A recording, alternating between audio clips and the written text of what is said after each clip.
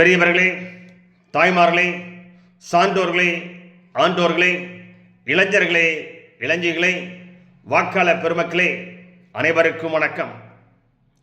2026 தமிழகத்தில் நடைபெறுகின்ற சட்டமன்ற பொதுத் தேர்தலுடைய முன்னோட்டமாக தேசிய ஜனநாயகனுடைய சார்பில் மிக பிரம்மாண்டமான பொதுக்கூட்டம் சென்னையை அடுத்து மதுராந்தகம் சிட்டியில் நடைபெறுகிறது.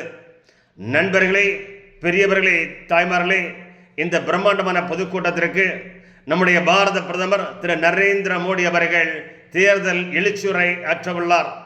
அவர்களோடு அந்த மேடையில் இன்றைய தமிழகத்துடைய எதிர்க்கட்சி தலைவரும் அண்ணா திராவிட முன்னேற்ற கழகத்தினுடைய தலைவரும் நேற்றைய முன்னாள் முதலமைச்சருமான அண்ணன் திரு எடப்பாடி பழனிசாமி அவர்களும் பாரதிய ஜனதா கட்சியுடைய மாநில தலைவர் திரு நயினார் நாகேந்திரன் அவர்களும் பாட்டாளிகளுடைய தலைவர் டாக்டர் அன்புமணி ராமதாஸ் அவர்களும் அம்மா மக்கள் முன்னேற்றங்களுடைய தலைவர் அன்பு சோழர் அண்ணன் டிடிவி தினன் அவர்களும் தமிழ் மாநில காங்கிரஸ் கட்சியுடைய தலைவர் அண்ணன் ஜி.கே. வாசு அவர்களும் திரு பார்வேந்தர் அவர்களும் திரு ஏ.சி. சண்முகம் அவர்களும் திரு ஜான் பாண்டியன் அவர்களும் மற்றும் பல முன்னணி தலைவர்கள் இந்த பொதுக்கூட்டத்தில் கலந்து கொண்டு எழுச்சியுரை தேர்தல் பரப்புரை ஆற்ற உள்ளார்கள். ஆங்காங்கே இருக்கின்ற பெரியவர்களும் தாய்மார்களும் தமிழகத்தில் உள்ள ஒவ்வொரு கிராமத்தில் வசிக்கின்ற ஒவ்வொரு வாக்காளர்களும் இந்த பிரம்மாண்டமான பொதுக்கூட்டத்தில் கலந்து கொள்ள உங்களை அன்போடு அழைக்கிறோம்.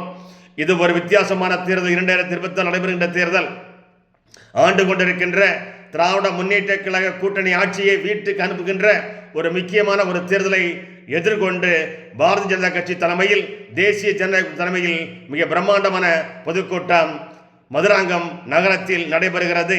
23ஆம் தேதி ஜனவரி 23ஆம் தேதி மாலை 3 மணி அளவில் வெள்ளிக்கிழமை இந்த பொதுக்கூட்டத்தில் நான்கு குறிப்பிட்ட அத்தனை தலைவர்களும் உரையாற்றுகிறார்கள். தேர்தல் எழுச்சியுரை தேர்தல் பரப்புரையாற்றுகிறார்கள். ஆகவே தமிழகத்தைச் சேர்ந்த அத்தனை வாக்காளர் பெருமக்களும் இந்த பொதுக்கூட்டத்தில் கலந்து கொள்ள உங்களை அன்போடு அழைக்கிறோம். அனைவரும் தவறாமல் கலந்து கொள்ளுங்கள். அல்ல திரண்டு வாருங்கள் வாருங்கள் வாருங்கள் என்று உங்களை அன்போடு அழைக்கிறோம்.